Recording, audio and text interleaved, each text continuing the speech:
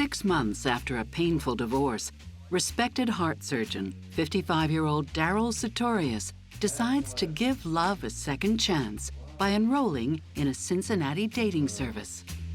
He had joined that dating group, and he liked ladies, and he liked, liked to be social with them. Darryl's friends were very much encouraging him to get back out there, find somebody new, dust yourself off, pick yourself up.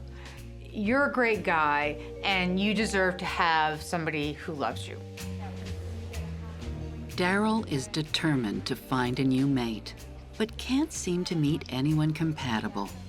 Darryl wasn't the cutest guy in the world, and there were a lot of young ladies that would, want to go out with him simply because he was a doctor, because he probably had money, and because he could take them to the kind of places they'd want to go.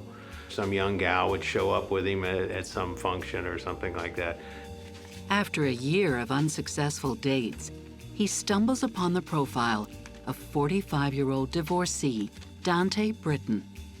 Dante was the perfect little petite blonde with the right body and the right outfit. She was a graduate of UCLA, she was an expert in art, she was all of these things that a dilettante would be, very highly sophisticated woman who, she knew the world. They seem to have much in common. Both are divorced, and both have children from a previous troubled marriage. Well, Darryl had talked about her being very social, and she was very good looking, and she had dated several prominent people around Cincinnati.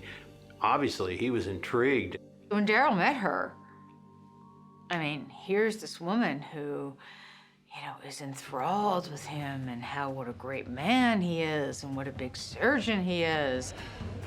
Darryl and Dante are convinced that at last they've found the perfect mate in each other. Darryl described her as being very, very petite and very pretty and very sophisticated, and he was enamored with her, totally enamored with her. I guess that meant a lot to him, that he was going to have this a queen on his arm, and people would admire him for having that. It was all beautiful, wonderful, everything's great, she understands me, She loved the idea of being able to present herself as a doctor's wife. She really played up being the wife of a thoracic surgeon. She's the kind of woman who looked good in a bikini, even at her age. She seemed like a very nice, classy lady. She would be dressed in her furs and her jewelry. She believed in taking care of herself, and I hate to use the terms high maintenance, but she was high maintenance. She'd get her makeup and her hair done. Darryl woos her lavishly. He was showering her with gifts, with furs, with cars. He'd treat her like a queen. The couple is smitten with each other. It looks like they have a real chance at making their relationship work this time round. I thought they were a very nice-looking couple. We saw them together at the theater and, enjoying life. To his friends, it seemed like Darryl found the perfect mate. It was, hey, he's happy, she's pretty, he's got what he wanted. He's off and running into a new life. Just 4 months after Darryl meets Dante, he proposes to her. A week later, they get married on March 2nd, 1995. His friends are surprised by the hasty nuptials. In fact, when he told me he was going to get married, I almost missed it. It was just kind of in passing. What do you mean you're going to get married? Yeah, we're going to get married. Well, oh, really? It was like, geez, today the day Darryl said he was going to get married? And I don't know. It was not really, he told me he was getting married by a justice of the peace over in Newport. And he got married over at some storefront, and that was it. Nobody was there. We weren't there. I think he just wanted to get it over with and get going. forensic psychologist Brian Russell and psychotherapist Stacy Kaiser think that Dante and Daryl are rushing into things. Dante sees Daryl's profile online and is immediately attracted. He's a surgeon, he's successful. Daryl was looking for a beautiful woman, and he found her. Dante certainly seemed like she had all of the right makings. There was no point in delving any further. I think that Daryl may have wanted to convince the outside world and also himself that he was better off after his divorce. And so the idea that he had come out better off, I think may have motivated him to look for some superficial qualities. Daryl's daughter, Deborah, trying to be supportive of her father's new relationship, helps with the move and makes a startling discovery in Dante's boxes. She finds a collection of hair pieces and hair extensions and fake fingernails, all kinds of, and stuff that Dante was buying through television, like through QVC and other television, ordering things through the TV. So Dante seemed, in Deborah's eyes, to be somebody suddenly to be put together with glue. Several months later, Deborah is further unsettled by the fact that the master bedroom is a mess, and Dante still has not unpacked any of her boxes.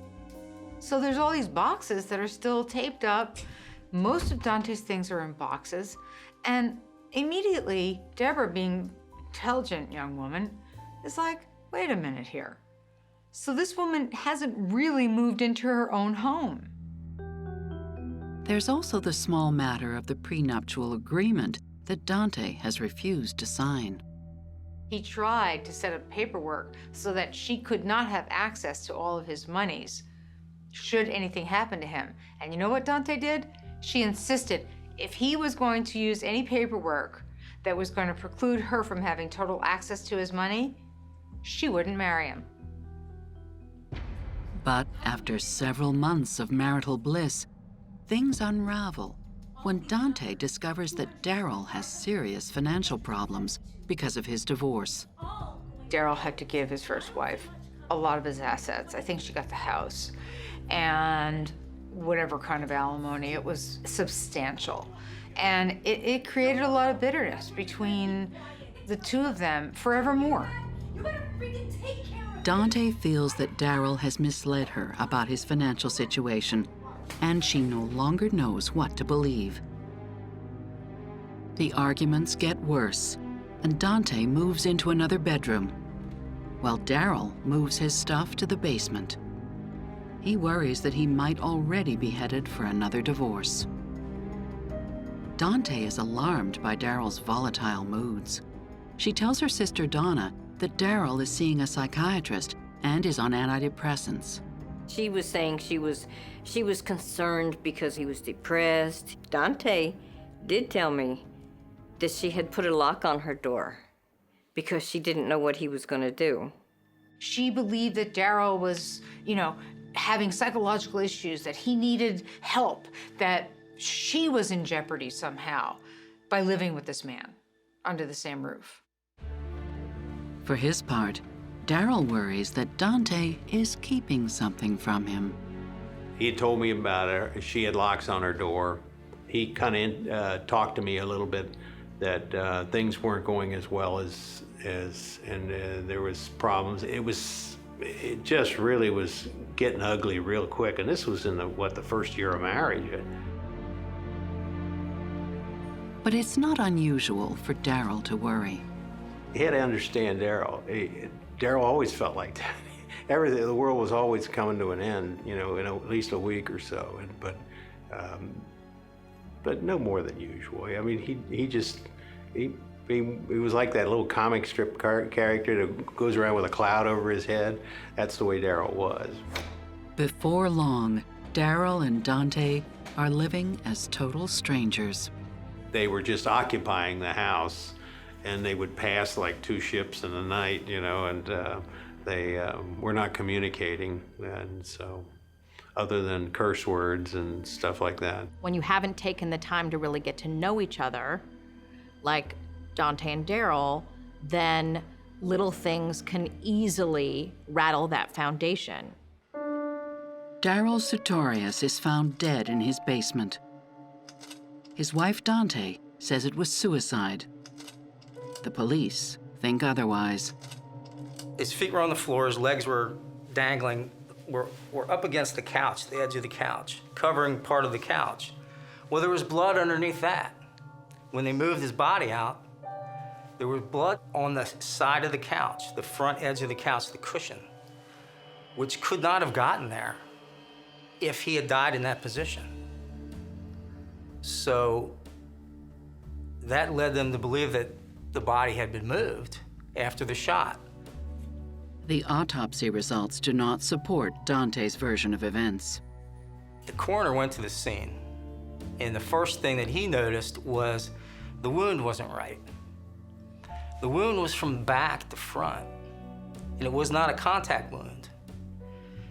And that's very unusual. I mean, most suicides are to the temple or in the mouth, and now lately in the chest, in the heart. So this was right away, he had a problem with it cause of death being suicide.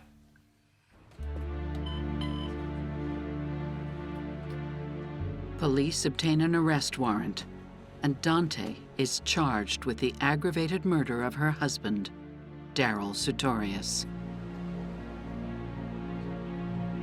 Unbelievable. Hollywood could not have written this. Who walks out of their house in the late afternoon, early evening, in a bathrobe to be taken to the jail, to be booked for your husband's murder? It was a singular story. Looking for answers, Donna visits her sister in jail. There's this thing between me and Della, and she shows herself to me. I did ask, is she behind glass, by the way? When I went to visit, I'm like, is she like behind some thick glass there? Because I don't know how mad she is at me right now, and she's killed at least once. We know it, well, this one, okay? She wasn't making sense. It's like she had all this story in her, excuses, reasons, the whole thing that she'd built up in her head. I don't know what she was trying to explain away, but she kept blaming my mother. I've never burned people up and killed them, or, you know, we were all raised by the same mother. She has a cluster of personality traits that we actually do clinically cluster. We call them cluster B. If you think about selfishness taken to the extreme, narcissism taken to the extreme being sociopathy, you could see two of them there.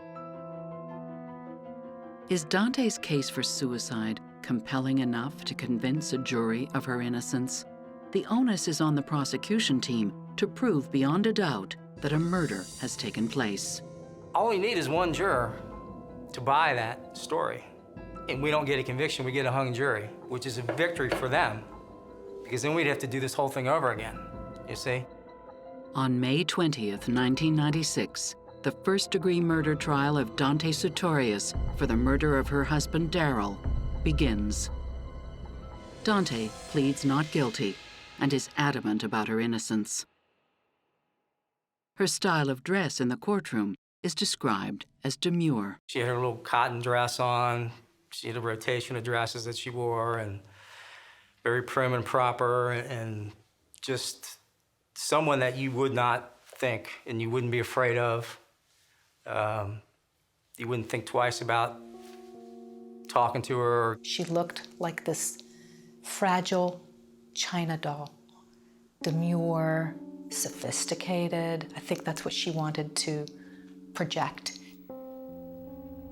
The defense argues that Daryl killed himself. They claim that his erratic behavior leading up to his death, including threats to his wife, clearly point towards suicide.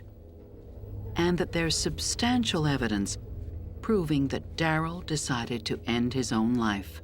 He was middle-aged, overweight, had some health problems. He had sought psychiatric counseling that he was on. an antidepressant medication. The murder was actually far less likely than suicide. Who couldn't buy that? He was in another relationship that didn't work, and now a new marriage, and right away there are problems. Who wouldn't be depressed?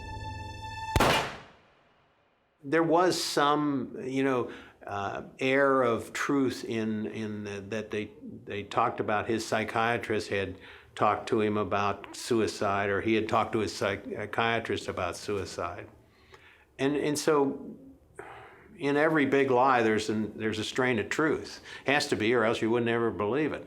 And in this, there was some strain of truth in what they said. He is in a bad marriage. This would be his second divorce. He could be very, very down about that. He does tend to have anger issues, and he could turn that anger inward towards himself. He could blame himself for being deceived by a woman and headed towards a second divorce. The defense even goes so far as to say that Darryl set up his wife to take the fall for his suicide. I don't think he was consciously thinking, I'm going to frame her for murder, but I think he wanted everybody to know it was her fault. If in fact he was going to commit suicide, I think he would have wanted that, yes. Defense attorney Croswell also rejects the prosecution's theory that the blood spatter on the couch is clear indication of murder. In part because they have forgotten to take into account Darryl's dog, Teddy. Their theory was that the little dog, Teddy, was responsible for the blood that was on the side of the couch, and that isn't it possible that Teddy lapped up blood and he got his face all covered with blood, that he rolled in it or did something and then shook himself. Well, Croswell demonstrates this for the jury in his closing argument. He takes a big drink of water and he sprays water all over the podium in front of the jury. That was pretty bizarre. The defense closes by asking what they believe to be a critical question. If he was so fearful for his life, why was he still living at home? Obviously felt comfortable enough that he sat down, had a glass of wine, and laid down on the couch to sleep while she was in the house, which doesn't exactly fit the idea of someone who is terrified that this person is going to kill them. The prosecution counters that Darryl was afraid for his life and plays a message from Darryl to his daughter Deborah in the courtroom. One of the most chilling moments of the trial, absolutely, was the phone recording that Dr. Sartorius left on his daughter's voicemail. Don't talk to Dante. If you and I talk, just keep it between the two of us. Please, don't do this to me. I may not live through this. I'm serious. Please don't do it. It was the voice of a dead man predicting his demise. It was chilling. When they played that, you could have heard a pin drop in the courtroom. Everybody was spellbound. He was crying. Darryl Sartorius was crying for help in that voicemail, and Deborah could do nothing about it.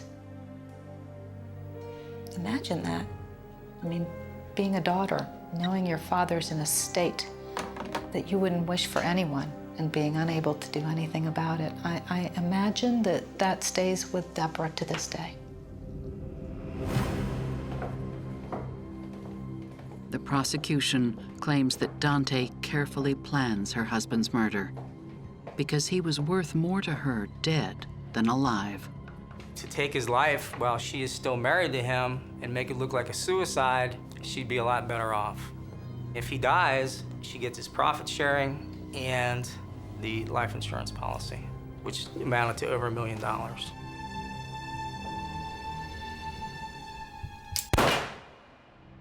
Still, the prosecution worries that someone on the jury might be convinced by the suicide theory.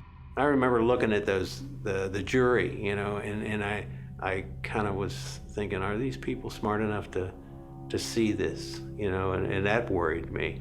That was one of the reasons that I thought she might get away with it, is that maybe she had hoodwinked these jurors too. That was the fear, that someone might bite on that. That he could have, not that he did, but that he could have, you know, was all they needed. Just one to grab onto that, and they hit it hard. Della is a very talented manipulator, and I would be concerned that if she killed him, she would be working very diligently on not only her story, but how to weave her way out of anything that anyone asked her. The jury doesn't buy Dante's story that Daryl has committed suicide. Della Dante Sartorius, guilty of aggravated murder. On June 7th, 1996, after only 5 hours of deliberation, they return a verdict of guilty. Dante Sartorius is sentenced to life in prison and is branded a notorious Black Widow. It was like shock because, yes, it is true. And it was a relief because finally it's over. I knew it was coming. And throughout the years, just randomly, the thought would come to my head, I wonder whose life Della's ruining now. Because that's what she had been building up to all her life. And so it's like, in the back of my mind somewhere, there was still that dread, that doom, that one day doomsday is going to come. One day she is going to do what she has vowed to do. I think overestimating her ability to play the shocked, aggrieved, deeply saddened wife of a suicidal physician, and it finally caught up with her. But she had a long history of successes, which I think caused her to overestimate her manipulative powers. Della's guilt is a combination of two factors. It's her backstory, that she has a history of attempting to kill other men, in addition to the forensic evidence that was found at the crime scene. I thought afterwards that, well, doggone it, they did know. They could see through her. And I mean, she was there in this little dress, you know, that made her look like, you know, the mother of all children and this and that and the other thing. And they were able to see through that. So that was a pure vindication as far as I was concerned. Daryl's family and friends feel that justice has been served. They were relieved. They felt vindicated. They felt like she had finally learned her lesson in that finally somebody had seen through her stories. I remember hearing the verdict, and I was sitting in the car. I was in a parking lot of some restaurant, I think, and when they said guilty, I felt a great sense of relief at that. I know my kids, especially my youngest daughter, was always worried that my testimony was going to cause her to come back and seek me out at some point, you know, and it was just pure joy of knowing that Daryl was vindicated. 14 years later, after exhausting every possibility of appeal, Dante Sartorius dies in the Marysville Women's Prison at the age of 60 of natural causes, 3 years before her first eligible parole hearing in 2013. Della Dante Hall Sartorius got what she was looking for. She got everything she said she was going to have all her life. She got what she worked up to. She had the nice big house. She had a Jag, which we heard about often. She had, you know, the good clothes, the furs. All she had to do, instead of killing the man, was love the man. That's all you got to do, be human. And she couldn't. Love is blind, they say. Perhaps he was blinded by her charming abilities, but at the end of the day, you're gonna marry somebody. You really have to have a checkpoint, a cross-check on who that person really is. And I think that's the lesson here. He was unique. He was just, I mean, I don't know how to explain that to you, that he was just somebody you just enjoyed being around. I sometimes sit down and I'm, you know, when I don't have anything to do and think about what all happened and wonder how in the world did that ever happen? I would give anything if he could have called me. As well as, you know, at the time he was calling my mother, if he would have called me. If he would have listened to me, he'd be alive right now. I would have, yes, it would. And I've thought about that a lot. Daryl should have, sorry. Daryl should have fled for his life. He should not have stayed. He should have followed his gut. Well, I felt stupid, first of all, that I couldn't have figured that out and then done something more. And just a great sense of loss. I think a million things could have been done by a million different people, including me, and but we didn't. So, and that's just it. I wish he was here.